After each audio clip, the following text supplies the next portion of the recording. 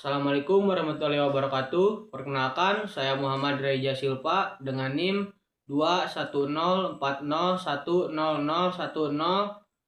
mahasiswa program studi farmasi Fakultas Ilmu Kesehatan Universitas Perjuangan Tasikmalaya. Pada kesempatan kali ini saya akan mereview jurnal ilmiah sebagai tugas ujian tengah semester mata kuliah mikrobiologi dengan dosen pengampu apoteker Susanti Espam MSI. Jurnal yang saya bahas berjudul Potential of Single Bulb Garlic and Single Bulb Black Garlic Extract to Eradicate Uropathogenic Escherichia coli. Jurnal ini dipublikasikan dalam Jurnal Kedokteran Indonesia nomor 12 edisi Agustus 2024. Berikut jurnal yang akan saya bahas. Infeksi saluran kemih atau WSK adalah salah satu infeksi paling umum di dunia. Diperkirakan 150 juta kasus terjadi setiap tahun secara global, dan di Indonesia sekitar 180 ribu kasus baru setiap tahun.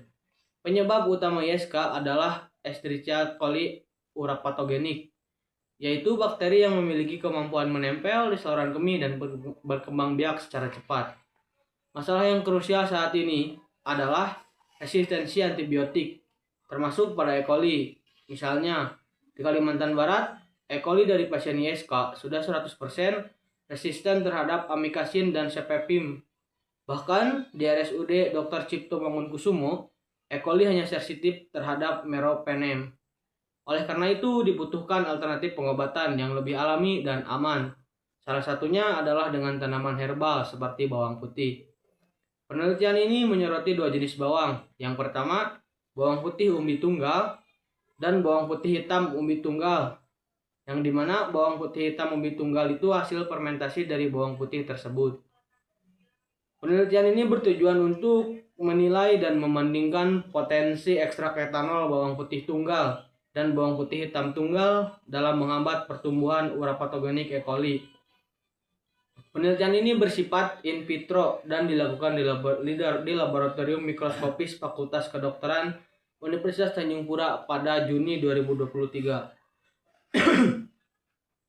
Langkah-langkah utamanya, yang pertama, ekstraksi menggunakan etanol 96% dari kedua jenis bawang. Uji antibakteri dilakukan dengan metode difusi cakram Kirby-Bayer. Konsentrasi ekstraksi yang diuji 25%, 50%, 75%, dan 100%. Kontrol positif dengan larutan nitrofurantoin, sedangkan negatif DMSO atau dimetil sulfoksida 1%. Aktivitas diamati berdasarkan zona hambat dengan satuan milimeter di sekitar cakram.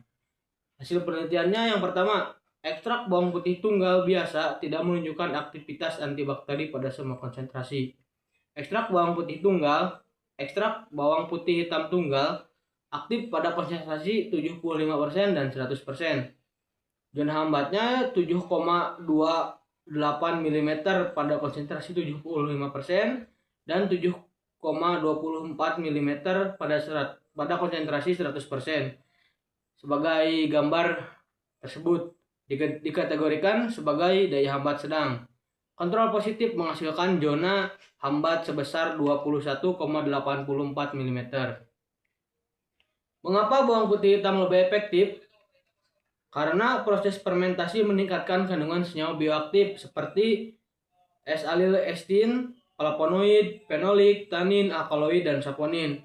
Senyawa ini bekerja dengan merusak dinding sel, menghambat enzim metabolik, mengganggu sintesis DNA.